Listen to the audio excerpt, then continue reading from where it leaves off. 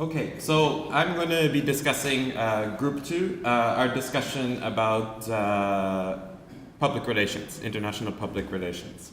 My name is Matt and I'm from Nagoya University. Okay, so how we framed our discussion of the various issues, we framed it as a series of questions, okay? In terms of international PR, we're going to just throw out some ideas. They're a little bit disorganized, but we hopefully will answer a few questions here. So we're going to ask, why is it important? Which I think is an important question. Who is the audience when you do international PR?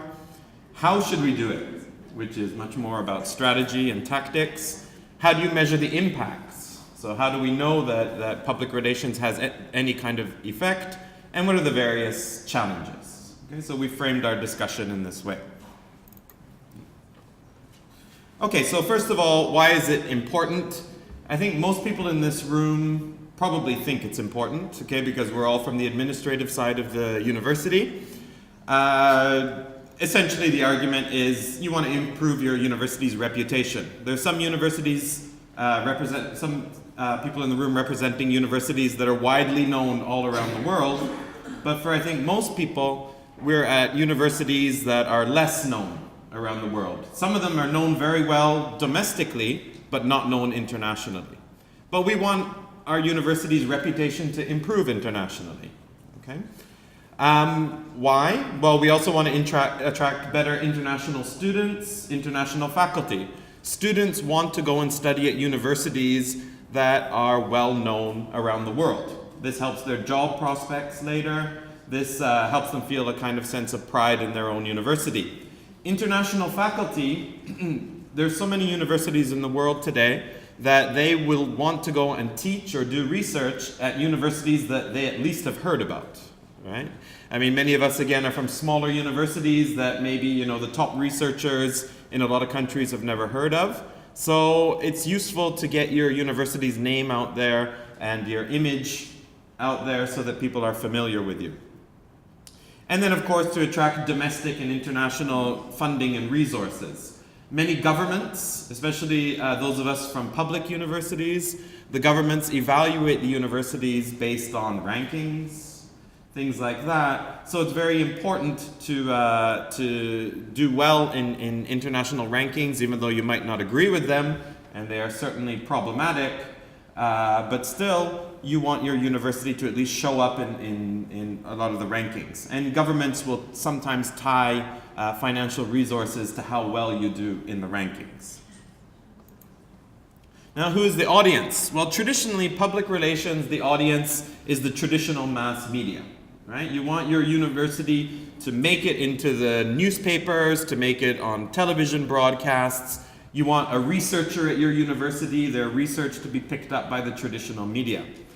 But that's not your only audience these days. Due to, of course, the internet, people now actually can access your university website directly. They can access your press releases directly. So they don't only go through the mass media. So we also will mention non-traditional media. By this we mean, of course, bloggers, for example, social media such as Twitter and Facebook. Especially, there's a large number of blogs that are coming up about education in different countries.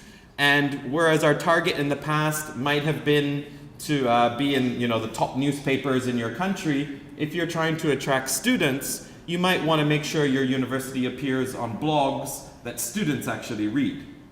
An example that I have from our university is there's a blog helping Southeast Asian students decide on scholarships. So a lot of students will go to this blog, and our university was mentioned on this blog, and all of a sudden we found lots of interest from students who had read this blog. Okay, so you can't only target traditional media anymore. Of course, we want to reach potential students, parents of potential students. They're the ones who are going to be selecting the university and paying for it.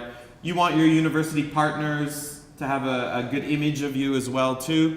Especially now, universities are moving away from having just a large quantity of university exchange agreements. agreements now. It's more about quality and balance in terms of student mobility. So you don't want to just increase the number of partners without any kind of strategy. We already mentioned that governments and donors are, of course, an important audience with PR because that's where money comes from.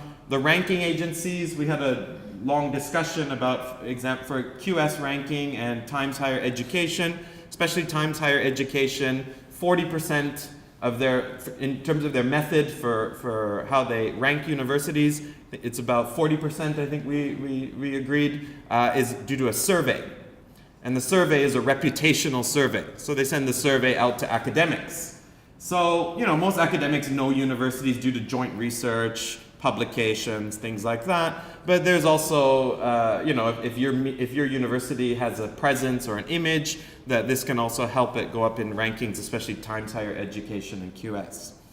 And then, of course, the wider society. Many of our universities, again, the private as well too, but especially the public universities, have a responsibility to society and transparency, accountability, being open in terms of what they are doing.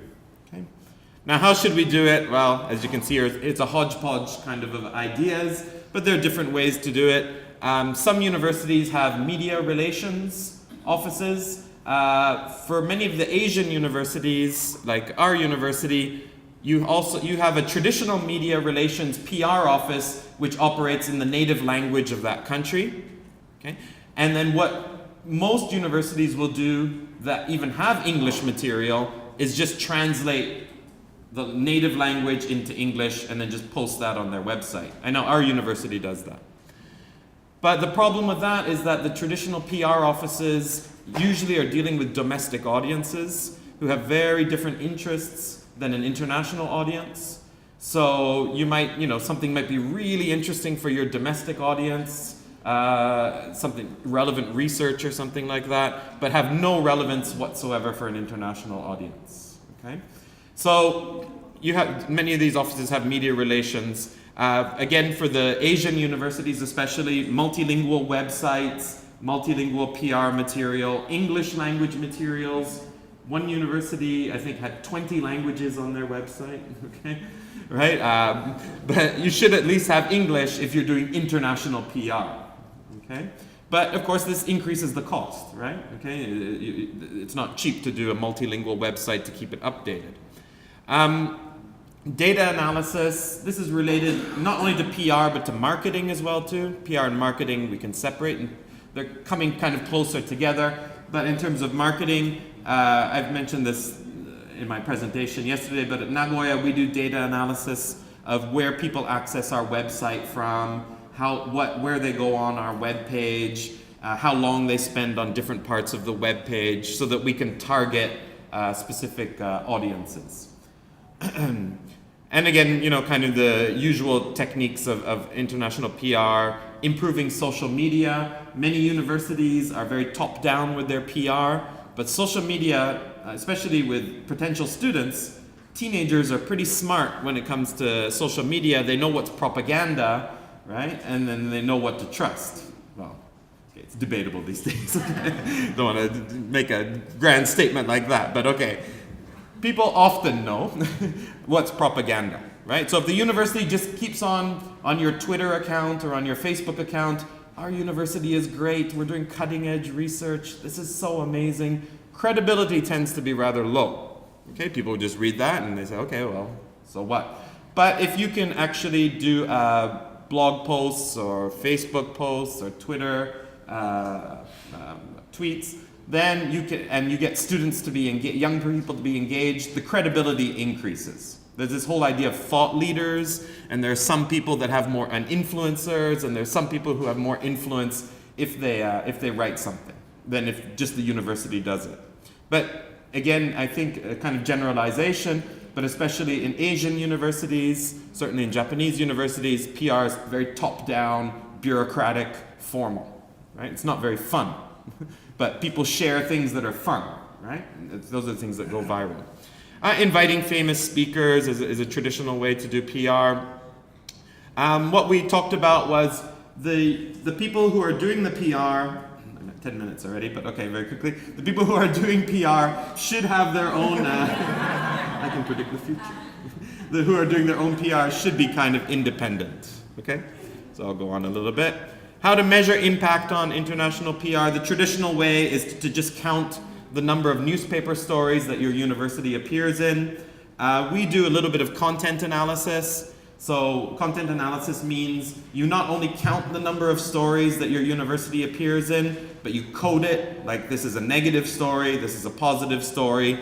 What are the issues that are being dealt with, right? So you can do this to analyze how your university is being reported in the media.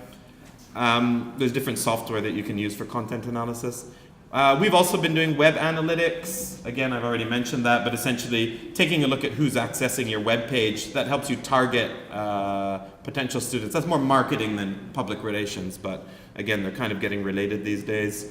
And as the quality of applicants gets better and better, hopefully part of the reason is due to public relations, but that's a very kind of noisy kind of data source to use as a measure. And then if your reputation starts to increase on the rankings, but who knows how they do rankings, right? Okay, now what are the challenges? Our colleague from the University of the Philippines has already mentioned the costs. University budgets in most countries are decreasing.